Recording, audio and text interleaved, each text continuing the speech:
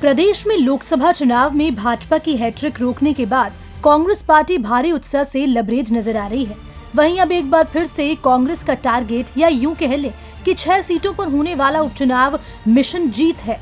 वहीं कांग्रेस एक बार फिर से बीजेपी को 6 सीटों पर मिलने वाली जीत को रोकना चाहती है। लोकसभा चुनावों में कांग्रेस के 5 विधायकों ने चुनाव जीतकर दिल्ली का सफर तय किया है। वहीं सबसे खास बात तो ये भी है कि 5 विधायकों पर जनता ने एक बार फिर से भरोसा जताते हुए उन्हें लोकसभा में जिता दिया। कांग्रेस पार्टी में बीते दिनों से पूर्व मुख्यमंत्री अशोक गहलोत की कोई खास एंट्री नजर नहीं आ रही। पूर्ववर्ती सरकार के कई जिताऊ विधायक, मंत्री पार्टी में कोई खास तस्वीर नहीं बन पा रही है। लेकिन लोकसभा चुनाव में मिली जीत के बाद प्रदेश में सचिन पायलट के नाम का तूफान फिर से लौट आया है, जिसके चलते अब कांग्रेस पार्टी 6 सीटों पर सचिन पायलट के दम पर जीत दर्ज करना चाहती है।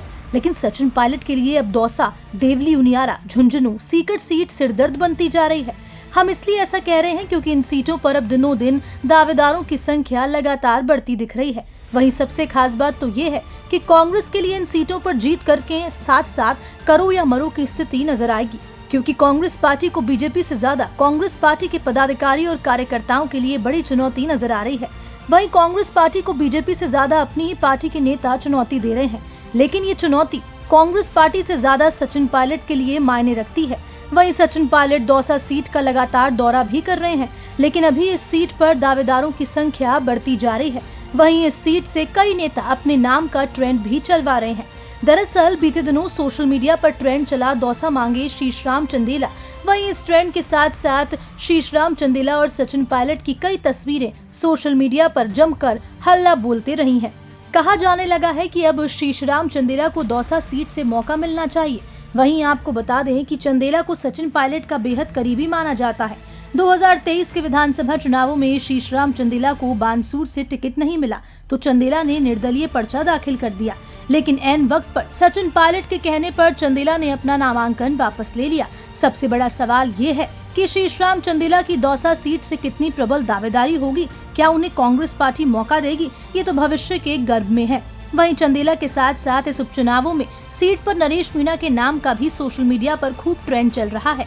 वहीं ये भी बता दें कि नरेश मीणा भी 2024 के लोकसभा चुनाव में कांग्रेस पार्टी से बागी हो गए थे और मुरारी लाल मीणा के सामने निर्दलीय पर्चा दाखिल कर दिया था। लेकिन यहाँ पर भी सचिन पायलट की एंट्री हुई और नरेश मीणा ने न केवल अपना नामांकन वापस लिया बल्कि कांग्रेस में फिर से शामिल हुए और कोटा में कांग्रेस उम्मीदवार प्रहलाद गुंजल के जबरदस्त तरीके से चुनाव प्रचार भी किया। हालांकि वे बात अलग है कि प्रहलाद गुंजल लोकसभा चुनाव नहीं जीत पाए। अब कहा जा रहा है कि नरेश मीणा उपचुनाव में अपने लिए टिकट मांग कर रहे हैं।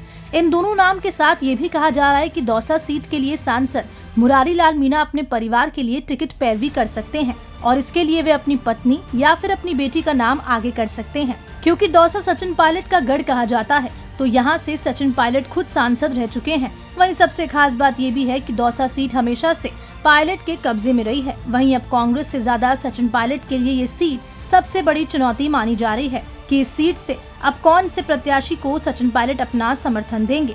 न्यूज़ 21 जयपुर से सुरेंद्र सोनी की खास रिपोर्ट।